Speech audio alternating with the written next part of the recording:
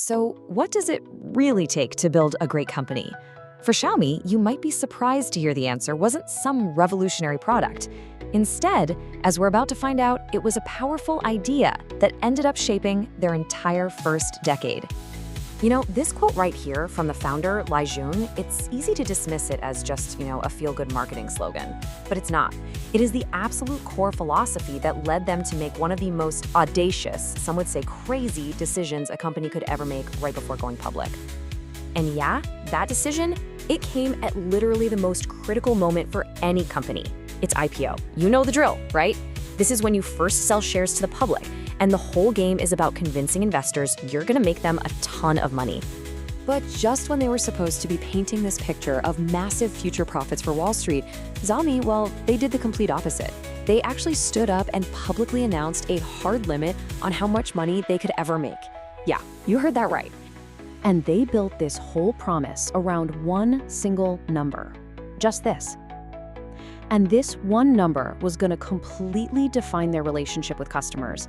And boy, was it going to challenge what their shareholders thought was possible. And look, this wasn't some flimsy promise. No, this was a legally binding board resolution. See, the founder, Lai Jun, he was worried that someday down the line, new management might get pressured by Wall Street to just jack up prices. So this resolution, this was his way of locking in the company's core mission forever. Pretty smart, right? And the reaction from shareholders? Oh, it was exactly what you'd expect. People were screaming, "Are you crazy?" They saw a company basically putting a ceiling on its own value, and it just caused a total uproar. The conflict inside the company got fierce. I mean, we're talking emergency conference calls that nearly broke down completely. Some investors felt totally betrayed. But the founder, he stood his ground. He basically told them, look, if you stick with us on this, you're not just owning a profitable company, you're owning a piece of a great one. So in the end, that 5% promise really just cemented what they were all about from day one. It was a huge gamble, right? A massive bet that winning the trust and the hearts of their users for the long haul was going to be way more valuable than just squeezing out every last drop of profit in the short term. Okay, so this whole winning hearts philosophy, it sounds nice, but did it actually work? Well, let's just say it wasn't just some abstract idea. It became the engine that built a global powerhouse. Let's take a look at some of the incredible milestones from that first decade. So check this out. When Xiaomi finally opened its own tech park, the founder posted this on social media. He called the company a Beijing drifter. That's a term for all the ambitious young people who moved to the big city to chase their dreams, who, after years of struggle, finally bought a house. And man, that message went viral. It just struck this massive chord with millions of people who had that exact same dream. And then came this moment. In 2019, they hit the Fortune 500.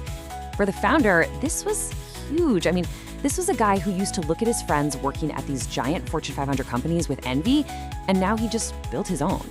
It was basically then planting a flag and saying, we're not just a scrappy startup anymore.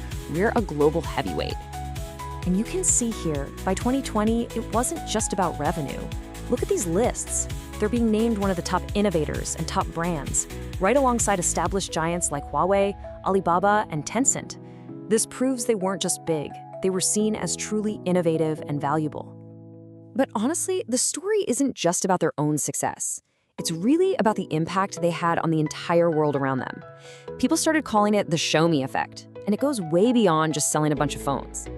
You can really break their impact down into three big things. First, they helped kickstart the whole mobile internet revolution by making smartphones affordable for, well, almost everyone. Second, they empowered a ton of other entrepreneurs, funding and supporting over 100 other companies. And third, and this might be the most important one, they genuinely changed individual lives. And that third point, changing lives, that's a story that's best told not with numbers, but with a person. Let's talk about Eliana from Batam Island in Indonesia. This is where you see the real tangible impact. So Eliana is a mother of 3, and her situation was just unbelievably difficult. After her husband passed away, she was left with absolutely no source of income. Her family's future looked really, really bleak. But then Xiaomi opened up a new factory in Indonesia. And for Eliana, this wasn't just some new building. It was an opportunity that completely transformed her life.